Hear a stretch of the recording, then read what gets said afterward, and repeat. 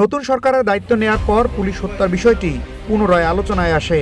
Police হত্যার তদন্ত নিয়ে তিনি বলেন, পুলিশ হত্যার ঘটনায় মামলা হয়েছে, তদন্ত চলমান। মামলা করেছে, সেই মামলা তদন্তাধীন আছে। এটা তদন্ত শেষে আইনানুগ ব্যবস্থা। পুলিশ হত্যার সাথে তো বিএনপি জড়িত ছিল, এর মধ্যে অনেক সন্ত্রাসী আছে না যারা চাঁদাবাজি করেছিল, তারা জড়িত ছিল। পুলিশ হত্যার সাথে এই যে থানাগুলা বিভিন্ন জায়গায় যে হামলা ভাঙচুর করেছিল, এগুলা হলো বিএনপির অনেক সন্ত্রাসী জড়িত ছিল। তারা এটা করেছে এজন্য আমাদের উপরে দোষ দেওয়ার জন্য। জুলাই বিপ্লব কারো ব্যক্তিগত সম্পত্তি না। এই জুলাই বিপ্লবকে নিয়ে যারা ফায়দা লুটতে চায় তাদেরও কিন্তু আমরা আইডেন্টিফাই করি।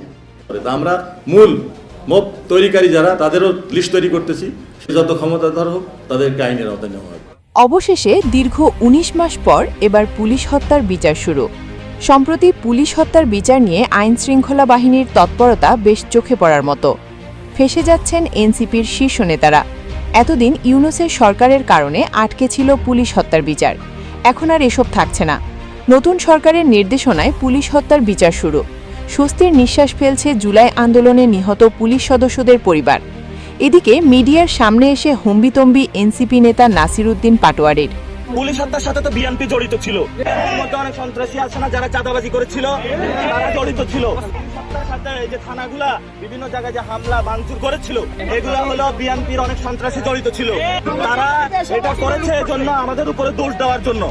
বিএনপিকে হুঁশিয়ারি দিয়ে নাসির উদ্দিন পাটোয়ারি বলেন, জুলাই আন্দোলনে যারা চাঁদাবাজি করেছিল, বিএনপির লোকেরাই পুলিশ হত্যা করেছিল। সেসব চাঁদাবাজদের বিচার আগে করুন, তারা এখন আমাদের বিরুদ্ধে মিথ্যা দায় চাপাচ্ছে।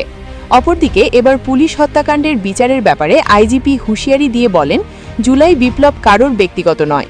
জুলাইকে ঢাল হিসেবে ব্যবহার করে যারা সুবিধা নিতে চায় তাদের চিহ্নিত করে গ্রেফতার করা হবে এবং যারা পুলিশ হত্যাকাণ্ডে জড়িত তাদের চিহ্নিত করে লিস্ট তৈরি করা হয়েছে।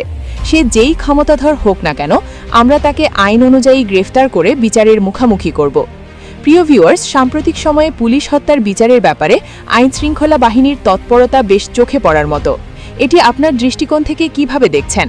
লাইক, কমেন্ট, শেয়ার করে জানিয়ে দিন আপনার মতামত।